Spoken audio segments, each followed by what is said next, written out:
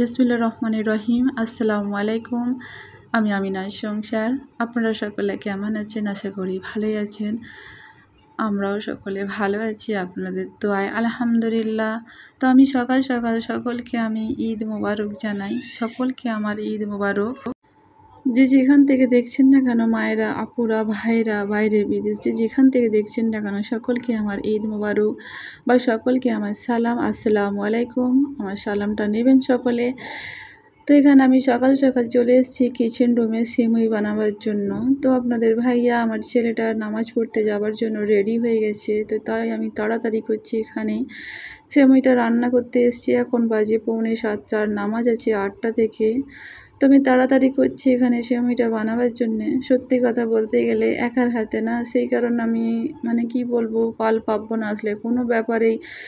একটু আমি থাকা জায়গায় খেয়ে যাই, যেহেতু এতটা জলদি করার মতো এখনও পর্যন্ত আমার সেরকম অভিজ্ঞতা হয়নি, তাই আমি তাড়াতাড়ি সব কাজটা করতে পারি না। করে উঠি একবার নিজেকে নিজে মনে করি যে আমি তাড়াতাড়ি করতে পারি কীভাবে, দেখি আমি একটু করে ফেলি, কিন্তু ওর মধ্যে থেকে আবার একবার আমি কমজোর হয়ে যাই।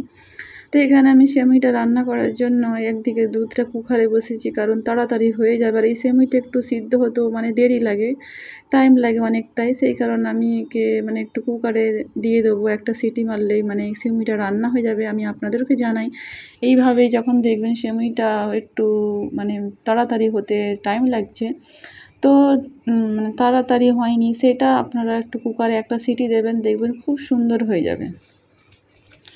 তো সেই কারণে আমি তাড়াতাড়ি করছি, যেহেতু ছোটো ছেলেটা ঘুমাচ্ছে, ওর শরীরটা খারাপ। আমি আপনাদের সঙ্গে আগেও শেয়ার করেছি, তো এটা আমার সবসময় শেয়ার করাটা ঠিক হয়নি, সেই কারণে তবুও আমি আপনাদের সঙ্গে শেয়ার করছি। যেহেতু দেখুন, একটা কথা চিন্তা করবেন, যার ভেতরে যখন কষ্ট থাকে সে যেন মনে হয় কাউকে খুলে বললে বা কাউকে আমার মনের কথাটা জানালে হয়তো সে আমার কিছু সহযোগিতা করতে পারুক আর নাই পারুক, যেন মনে হয় আমার দিক থেকে বলি, আমার মনটা হালকা হয়, যেন মনে হয় হ্যাঁ আমার কেউ আছে এমন, আমি তাকে শোনাই।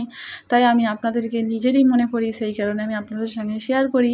তো এখানে আমি সেমুইটা রান্না করে রেখেছি। তো আপনাদের ভাইয়া আমার ছেলে খেয়ে নামাজ পড়তে যাবে, তো তাড়াতাড়ি হয়ে গেছে দেখুন, মাশাআল্লাহ। তো আমি যেমন তেমন করে রান্না করেছি, কারণ ছোটো ছেলেটা ঘুমাচ্ছে, ঘুম থেকে উঠে পড়লে ও আমাকে আর কিচেন রুমে যেতেই দেবে না, কিছুই করতে দেবে না।